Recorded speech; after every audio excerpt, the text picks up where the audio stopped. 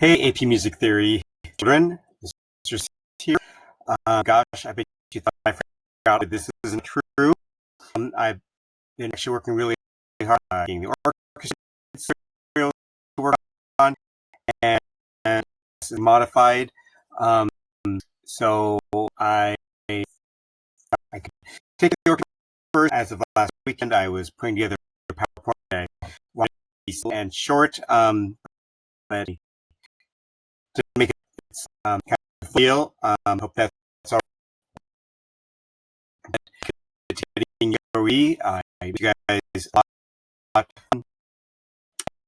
and couple for journey through part. This app I review first inversion, and then we have one chapter, and then we move on harmony and for the.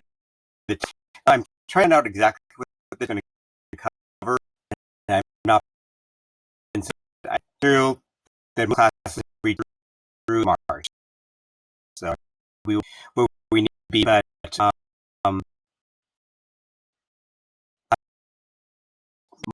Mark able to take your be so that's interesting thing. I will keep you abreast and make sure you know that I don't. Please feel free to share. And start PowerPoint. We would get zooming. So really to net video just on the homework for this chapter 13 part 2. And chat and then we some work, and maybe by that point next week I'll also you got kind of notation are I need to catch on a real note. I've been never trying to be, but it's this material is just like and focus that I think should be so so hope you guys are all doing well, and let's get started. There's slide or so right brief comments developed. All right, with chapter 13 for obviously we're leading, but would also like for you to vote or to talking about why composers use words in inversion and how are the free model because functions they're try and keep voice in keys on those pages, make sure they're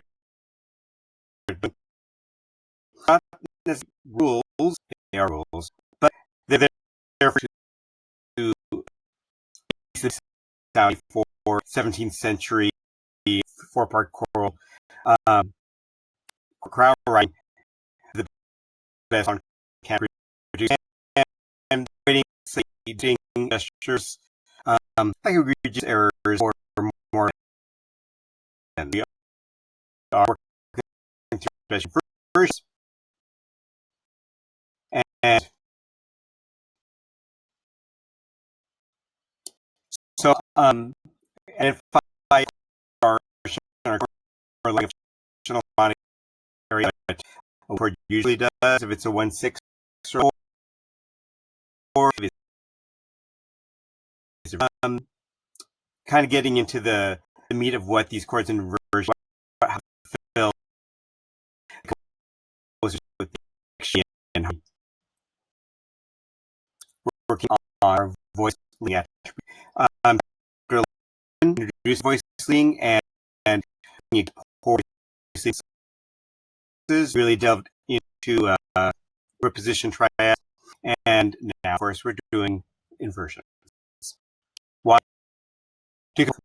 components? Well, one reason to get more living around doing work, and I think technically now bass has melodic text, the other voices do. And then quite these have a weaker function in general. This is then what should signature end of a phrase in for general weaker function, and in fact inversion with second chord is changing the function chord. So review inversion. So let's examine voice leads well and conceive that a progression first voice sometimes because the progression follow correct period, or so we have control over the aware. Alice, however, counters with note that primary chords often are function second to inversion and to 6 and 8 are rarely inversion. And by and our system is the note with that appreciation we know about tone. So having the inversion stabilize that bad. Or well, I just first other following their normal practices already discussed. Pluralism, I mean, tone, those are things. But the oral often it reinforces the melodic line, and it turns out that actually avoid some for them or issues if doubling. The things that I this is free to sweat or voice where you're still this fire is usually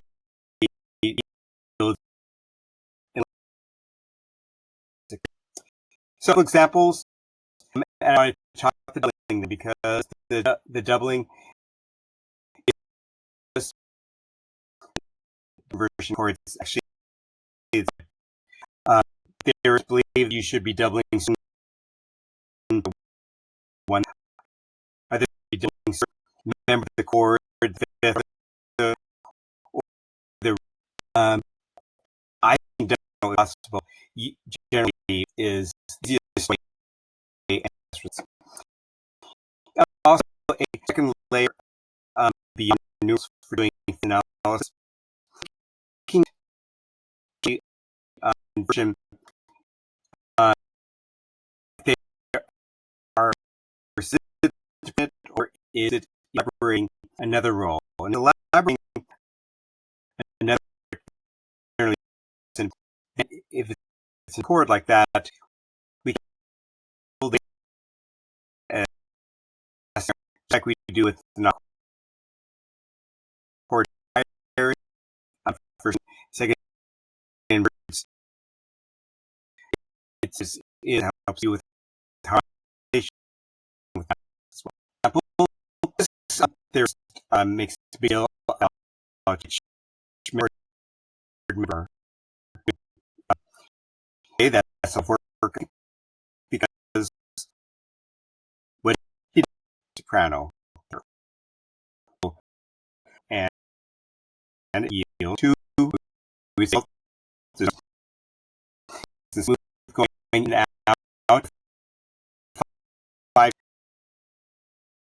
to the dominant notice the tone in the key is in the bass and so you make sure you don't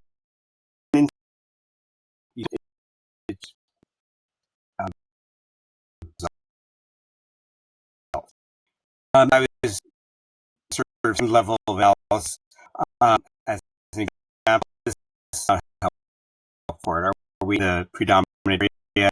This we could expand the predominant area with this 1.6, but will be we don't have to. But we're in major, then with the chord, then have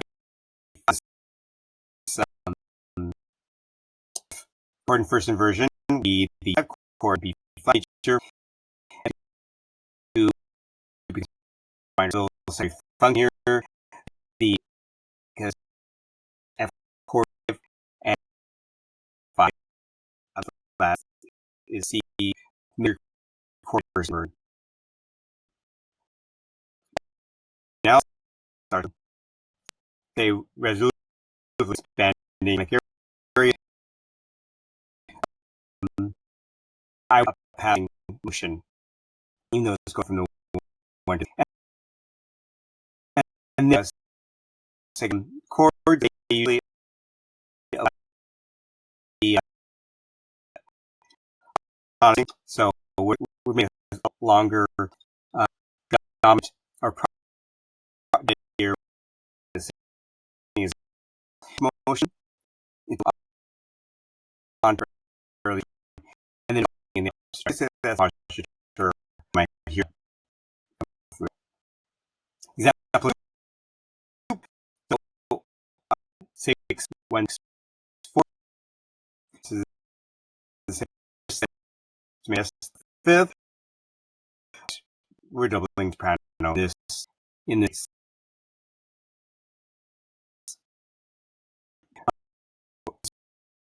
and the area okay, we're the tonic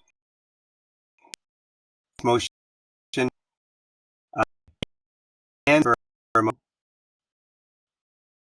to me. Right. First voice like we position. Your line is so for 6 in the the third note and first G is going to be have this manner. So we first version double soprano. You should solve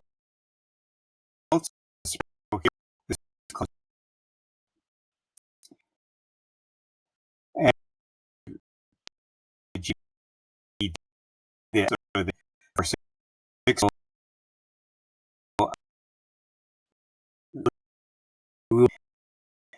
doubling his gives us a with the with not if to keep then is jump augment 4 and of course can okay, and another example going from 1 to 5 6, so in the key of C. So your bass notes, one chord C, the 5 6, the third of the G chord is B. Okay, here's an opening voicing, doubling the root as we do for reposition chords. So we're of course this is a given going down to the B. We want to make sure we do not double the bass here. Looks like this person likes to go to the doubled note here. I guess maybe to make sure you don't create parallelism. So that's not a bad procedure to do. So your choices here are G and D, not doubling the B. So obviously going to the D is a better choice than going to the G. And then the fifth of the chord is G. So, but there's no choice to go to. Well, we'll talk about parallelism with first inversions, how there's an advantage. So anyway, the G is, we're going to keep the G and move the soprano up to the doubled soprano note there. Okay, two more quick examples. Okay, 5/6, just make sure we don't double the bass because that is the leading tone. And so, good choice, doubling the soprano here. Okay, and now here's the 1/6. So perhaps doubling the soprano, and it looks like it worked out well here. And what would you call this motion here for this expansion of the tonic area? Neighboring looks good to me, and this is arpeggiation. 1 going to 1/6 in the tonic area is real common, so we want to make sure we have that in our brains and in our ears. Right, and this example here in F minor. So looks like doubling the soprano worked well here. Make sure, of course, that we raise our leading tone in the minor mode. The nice thing about that is that we can see that's our leading tone, so it's obvious we do not want to double the E, so do not retain the E in the alto voice. Does the alto have to move up to an F? No, because it's in an inside voice, and plus there's no F in the C chord here. C, E, and G is the chord we're looking to build. So double stemming to double the soprano is okay. Especially with first inversion, that's going to be, is going to happen fairly often. So great. Now, if we looked at the function here of this phrase, it's interesting. Is this the predominant area, the dominant area? And then is it a chain, or is it sort of an embedded? So I quickly looked at this and thought it was sort of an embedded phrase motion within the phrase. So I called this actually sort of a big tonic area, expanding the tonic area actually with almost a complete harmonic phrase ideal here. But the 4/6/4 is not super strong motion coming from 1. It kind of keeps us tonicking. We rest on the 5, but move to the weaker 5/6, which is rare to go from a functional chord to a weaker one. So that also weakened the whole forward motion of this with this sort of a retrogression there. So I would call this whole thing the tonic area. And what is this little snippet here at the end? So for when we get into phrase analysis, this is what we would call a cadential extension, because this is the end of the phrase, truly the cadence, and this is the amen sort of extra, which is how the plagal cadence, we usually find it is not a true cadence at the end of the phrase, but it's usually a cadential extension, like the whole last page of Messiah, Hallelujah Chorus, dot, dot, dot, and 4/1, and 4/1, and a 4/1, all amens there for a page or so. So elaborating the tonic area with this neighboring motion, 5/6 is usually, but I don't. But this is obviously arpeggiation, so sort of like an incomplete passing motion. All right, things to keep in mind. Of course, doubling the diminished triads and the 5/6.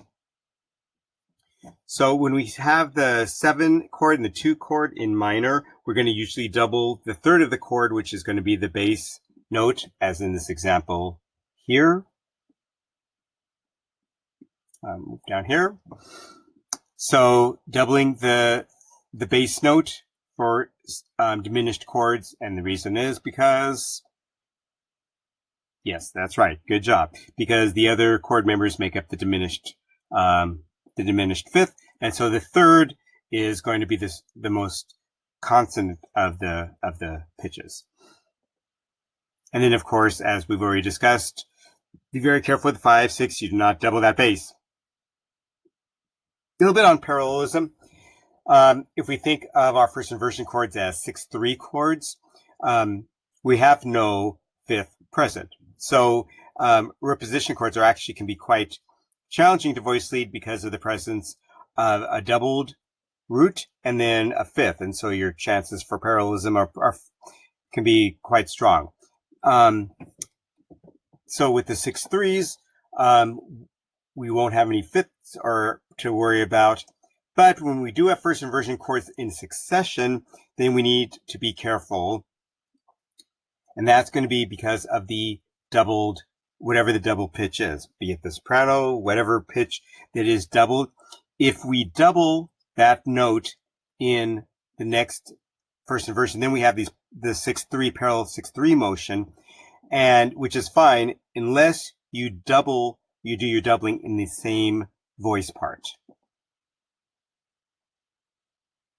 So I just chose these because these are functional, predominant to dominant. One can go anywhere. It often goes to the 2 area, 1-6 to 5-6. So these aren't inherently an issue, like we don't have our root movement by second sort of thing like we do with root position chords. But we do have this parallel structure going on with the 6-3s. And if we doubled the same part, the alto part, let's say, in the chords in succession, then we would have parallel issues. So the solution is, of course,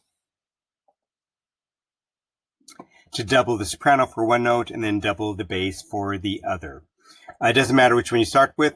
You can go double the bass, double the soprano, but if the 5-6 is involved, of course, that directs your strategy. As we've discussed, you don't have to, if it was a 4-6 to 5-6, you don't have to voice lead your 5-6 first and then go backwards. You just have to think, okay, 5-6, I'm going to want to double the soprano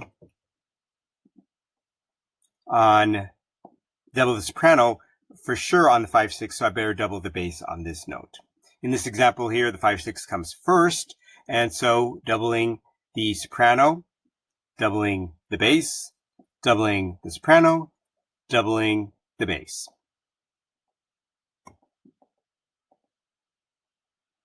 Okay, here's another example. So this is 4-6 to 5-6. So you'd want to make sure you don't double the bass. And look at here, we double the soprano, and here the bass is doubled. Okay, and here's this 1-6, huge jump there for the bass, but they're up for it. Kind of a little awkward for the alto as well. And this similar motion, but it's all legal and good. So we doubled here. Well, we did not double the soprano. We doubled the inside voice.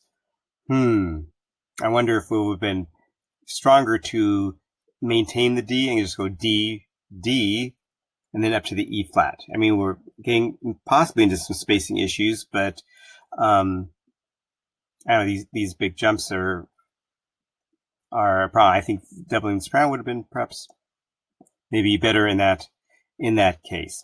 Another example in B flat minor. So 1-6 and then 5-6. So you want to make sure you don't double the bass. And again, this there is doubled the inside voices. And this one also got me thinking, look at this real jumpiness in the tenor here. So I wonder if we doubled the let's see, we double here. Here we doubled the soprano. And so you don't want to double the bass here because that would have been the problem. If you doubled the soprano again, it probably would have been in the tenor voice. Then you would have had your parallel octaves there to worry about. So I did look at doubling the soprano, and it not a lot better, but they don't have the one awkward leap.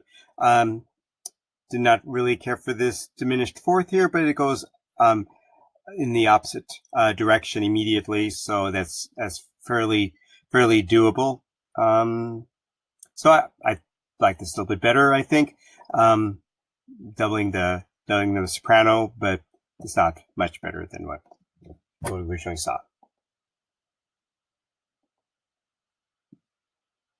All right, now we're on to new material, but this will actually go a little bit faster because we're pretty direct about what goes on with our second inversion triads. So again, please note, both for analysis, both for when you are harmonizing a soprano line, and when you're voice leading, that we will find our primary chords 1, 4, and 5 within second inversion, excuse me. But none of the secondary chords should be used in the second inversion. You would have to, if you're doing analysis and you Think you have a 6/6/4 chord? Check again. Doubling. There is a doubling perspective here that the bass should be doubled because we want to reinforce that because the fourth, as we'll see, the 4 in the 6/4 is considered a dissonant interval. Now, we've already talked about 6/4 chords in the context of our harmonic dictation. We've talked about linear chords, chords that do not take on the function, be it a 1/6/4 does not necessarily act like a tonic, or especially the 5/6/4. It's embellishing the 1/6/4 and the cadential 6/4s is embellishing the cadence area, the dominant area. So it's a melodic function rather than a harmonic one. So be very careful when you're doing your voicing that you move in and out of your 6/4 chords with a stepwise motion, or you're retaining the common tone, because there's no point in having linear chords if you're going to be jumping around. So usually you can step into the 6/4s and out through just nice, smooth stepwise motion. This is something that you'll be presented. You don't have to think about placing the 6/4 chord in a metrically weak place. But if we think of them like we do embellishing tones, then most often they're going to be metrically weak, except for the cadential 6/4, which acts like an appoggiatura or a suspension, and that is going to be just like a suspension or appoggiatura on a stronger beat than the 5 chord that follows. And just one quick example. So here's a cadential 6/4. It's on beat 3, stronger than the beat 5 that follows it. And notice how nice and smooth coming into and out of. Everything's stepwise motion or retaining a pitch. And we doubled the bass note here. We can say we're doubling the 5th, but generally we don't care that it's the 5th. We care that it's the bass note, and that's why we are reinforcing it. Now, the only reason actually that I look at this, that we are be able to move into this cadential 6/4 through stepwise motion is because of this, I believe this is a passing tone, but it's because we're not using the standard predominant of a 2 or a 4 here. We're using 6 as the predominant, and that is not as well conceived a progression. So perhaps if you were told to put in a passing tone here, you might have a bit of a jump there. Ick. I'm not going to get too clogged up in the weeds here. Well, I guess I am, but I'm going to try to make it quick. And we've talked about it, but why is it that we are considering that? Why do we have to treat them so special? Because we'll see that we are limited to the way we use 6/4 chords. And why is this? The interval of the 4th up from the bass is considered a dissonance. And this is something we discussed before. Then when it's a so-do, not a problem, but a do-fa wants to resolve down. It's like a suspension, a sus chord. So the question arises, of course, how can we call it a perfect 4th? How can that create tension if it's supposed to be the most consonant of the consonances? Well, just a little bit of our acoustics science. Pythagoras, way back in 2000 BC, had noted that the most consonant chords, the perfect ones, as he labeled them way back, were the ones that on the harmonic series, which makes a musical pitch, they're what we call low integer ratios. And low integers meaning they're the first part here, because of course the overtones go up as far. But we only really hear the first 6 or so, even with the most well-tuned instrument or quality instrument. And so if we have intervals that involve just the first 6 of the hundreds of vibrations that happen with a single pitch, then it's a consonant ratio. And if it just uses these first couple of numbers, then it's a perfect one. So we talk here about ratios, 2-to-1, 3-to-2, 4-to-3. To establish our intervals, it's not always just from the fundamental, because here we have an octave, and here is an octave and a 5th. But we can also look at the interval from this pitch to this pitch. And that means that, let's say this C here is vibrating at 100 hertz per second. Then obviously the first harmonic has twice as fast frequency, so it's 200 hertz. And the second harmonic is 3 times as fast, 4 times as fast, 5 times as fast. A simple arithmetic sequence here. So if you have a body that's vibrating at 200 hertz and compare it to one that's doing 300 hertz, those two would create a perfect fifth. Those aren't the real vibrations, of course, per second. I'm just using those as simple examples. If you look at this octave here, well, 2 to 4 is also an octave relationship, and 3 to 6 is related. So if you have a body that's vibrating at 300 times per second and another one that's at 600 times per second, they would be in octaves because the ratio is the same. And the ones that use the lowest numbers would be 2 to 1, 3 to 2, and we don't count 4 to 2 because 4 to 2 is the same as 2 to 1, so it's 4 to 3. So 1 to 2 is our octave, 2 to 3 is our fifth, and then 3 to 4 is our perfect fourth. So we have this perfect sounding interval, even though the fourth doesn't always act in this manner. Note, see, one of the things is that this involves the fundamental. This is the octave of the fundamental, so it's still involved. Here is the first interval that does not involve the fundamental, and that causes a little bit of a skewness with this perfect interval. Here, just to talk about these ratios, are all the consonances, and we talked about in Unit 1 about perfect consonances. The imperfect ones, 5 to 2, so that is same as 5 to 4, because 4 is the multiple of 2, so is a major third. 5 to 3 is a major sixth, and 6 to 5 is your minor third. And we skip 7, we skip 11 because they're very out of tune in the harmonic series. This is almost where our A comes from, because it's a super flat. And maybe our F sort of lives in this F sharp because it's sort of halfway between E and just a little bit beyond F sharp. So anyway, 8 to 5 is our last consonants. The next one in the scale would be what ratio? If you don't count 7 at all, that would be 9 to 8, and that is our major second. The ratio, FYI, for the tritone is 45 to 32. So off the charts. A couple of reasons, though, why the fourth has some dissonance to it. Again, I will go through this really quickly, but one reason is the vibrations are fighting each other more. Here is your the harmonics from the note C, here's from the note E, and here's from the note G. If we have a triad that's in position, a 5-3, then these are actually purple, and they are in not only consonant, but they are reinforced by another one of these chords. And then the B that happens, the second harmonic from the third of the chord, is in conflict. And there's a G sharp here that's also in conflict, and there's another B. But these are quite weak up here. So we have a lot of reinforcement of the major triad right there. If it's a 6-3, then our bass note is E. And so this really should be black because we're saying that E is the big boss. We're looking at what's conflicting with the bass note here.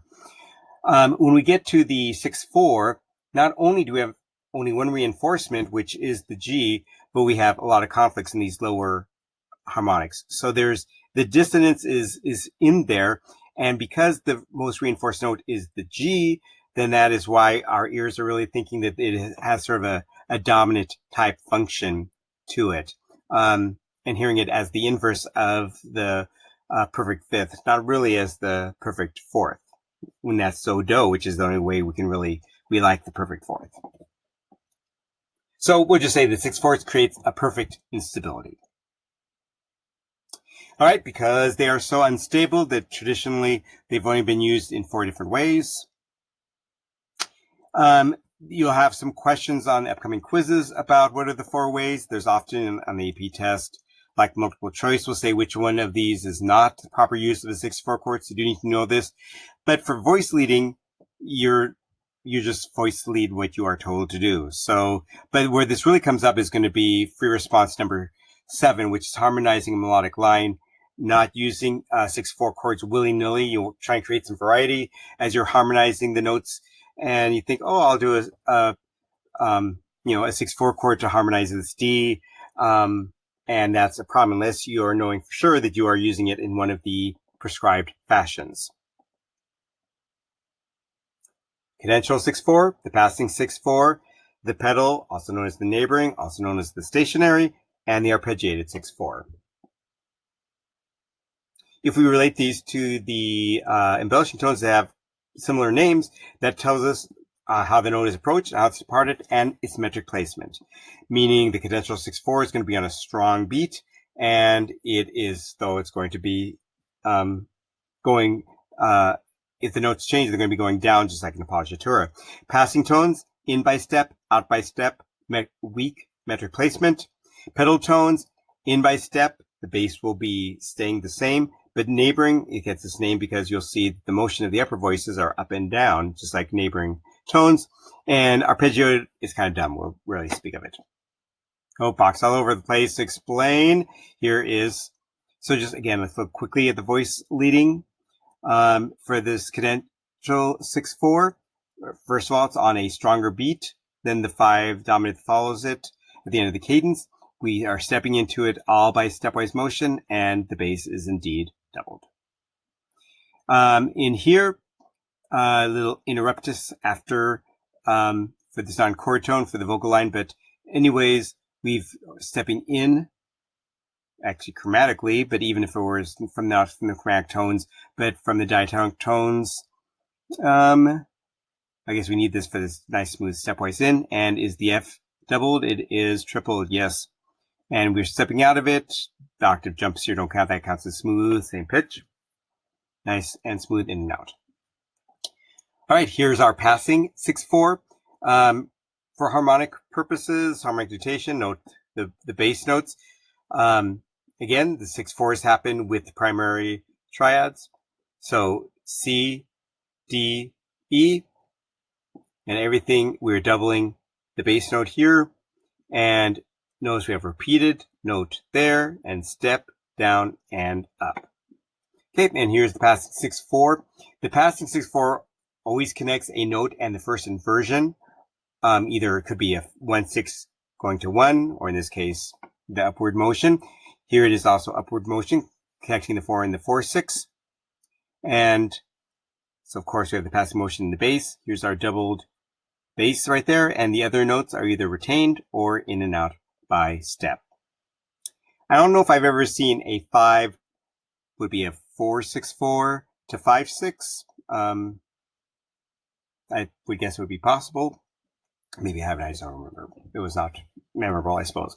All right, here's our pedal 6/4. Do, do, do. Or if we're connecting 2 5 chords, so. So again, pedal motion here. And here is our stationary doubling, as we'd expect. If it's going to double the bass, then it's going to be in the same note. And that's not parallel octaves because no motion, repeated notes is no motion. So we can have parallel motion with that. And notice here is the sort of neighboring part with the non-doubled notes in both cases. Up and then back down again. So, I mean, are we really going to a tonic area? We are just embellishing with neighboring tones all the way around. And here's arpeggiated 6/4. Actually, we can have a boom boom in the bass for any chord. This is arpeggiates all the way down. Who cares? I believe that anytime in the homework now we might see some non-chord tones, and just for both analysis and for voice leading, be careful that this doesn't relate to inversions, but we will be seeing non-chord tones. They are not exempt from good voice leading, but it can be more difficult to see the errors. So here we have this perfectly good 5 going to, so we have the deceptive resolution. Is there an issue with this?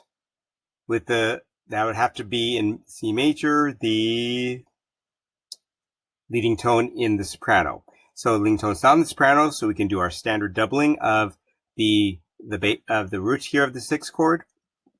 We'd only double the third if the B here went up to the C, which you can do that as well, and do non-standard doubling and doubling the third. That would be 100% correct. But here, by adding this passing tone, we added parallel fifths. Unnecessary. And even though this is a non-chord tone, we still have parallel motion and it's still an egregious error. The 6 going to 4.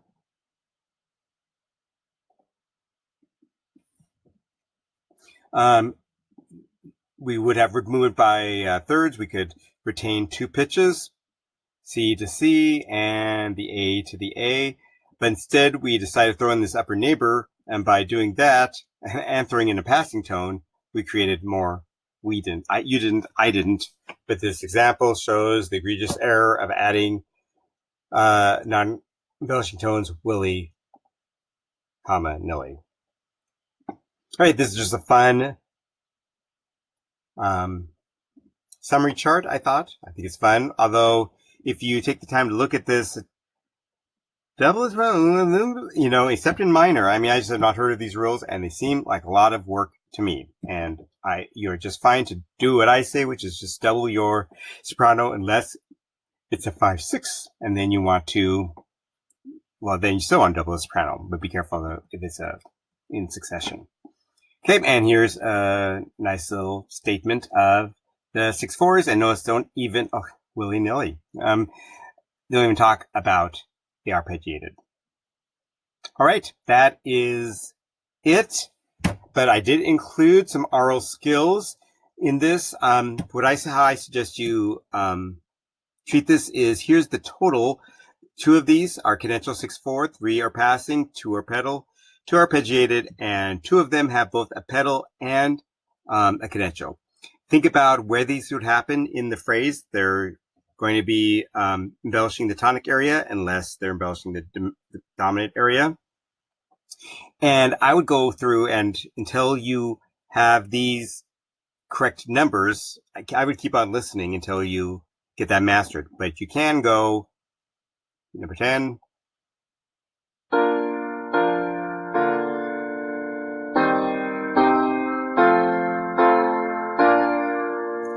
And then you can look at the answer immediately. And then you're really just cheating yourself. So I suggest that you take a little more extra time, because it certainly did take me some time to build this. This looks like a game show. Maybe it could be one. All right. And we have a fun song about second inversions to close our lecture on second inversions. Hey, theorists. Second inversions, the chords I adore. So sing along. Down with a 6 and a 4. But also listen that his accompaniment follows the typical use in 4 different ways. You can tell from the context you hear. That's true. That are near, in and out. Here in the bass, the first we'll call pedal. The bass stays the same, but when bass notes move stepwise, Often passing is the name. The bass goes leaping, arpeggiate is what we'll say. And when we come to the end of a section, my friend, a cadential 6/4 can help carry the day. 4/6/4. Well, that 4/6/4 is stationary. Oh yeah, brother. 6/4. Passing 1/6/4. Passing 1/6/4. 6/6/4. I never heard of such a thing. Ain't it great when we can arpeggiate? And for the next part, I'm just gonna savor it, 'cause a cadential 6/4 is my favorite second inversion.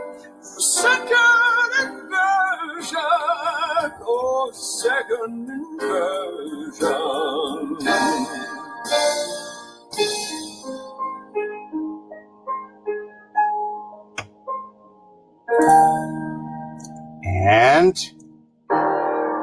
go practice. All right, I will be putting together a homework lecture as well to help you out with that. And then look on Google Classroom and let's get a Zoom meeting together, theorists. All right, hope you guys are all doing well. And I'll see you soon.